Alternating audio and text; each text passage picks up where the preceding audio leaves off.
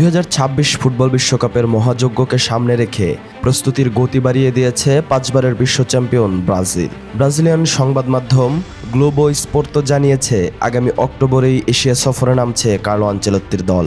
পরিকল্পনা অনুযায়ী 10 অক্টোবর সিউলে দক্ষিণ আফ্রিকার বিপক্ষে এবং 14 অক্টোবর টোকিওতে জাপানের বিপক্ষে মাঠে নামবে সেলেসাওরা।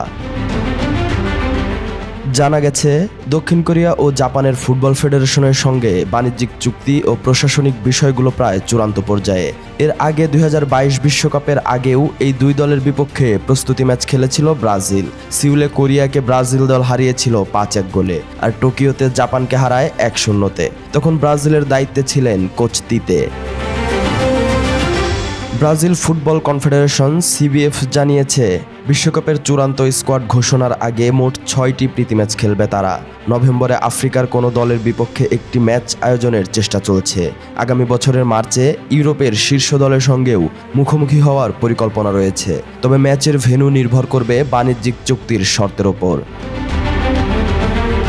আগামী 11 জুন যুক্তরাষ্ট্র, কানাডা ও মেক্সিকোতে পর্দা উঠবে বিশ্বকাপের। সেই টুর্নামেন্ট শুরুর আগে জুনের শুরুতে আরও 2টি প্রীতি ম্যাচ খেলতে চায় আনচেলত্তির শিষ্যরা, তবে এ বিষয়ে চূড়ান্ত সিদ্ধান্ত নেবে দলের কোচিং স্টাফ।